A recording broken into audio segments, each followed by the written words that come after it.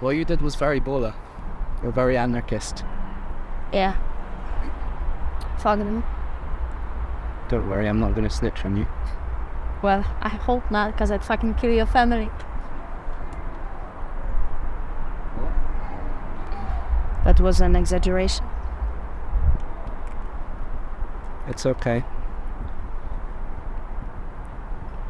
My dad has cancer, so I guess God is doing it for us. I'm sorry.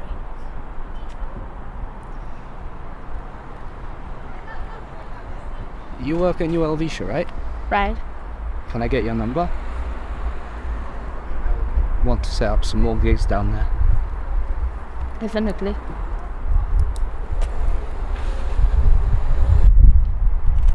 That's my parents' number. You don't have a cell phone? No. Good girl. The government didn't have to put tracking devices on us. We bought them and put them on ourselves. I don't have tracking device. No, cell phones. Gee. Wow. Yeah, I know. I mean, you'll have one eventually. Everyone's gonna have one. And then it will be a matter of time For what? before they put them in our brains.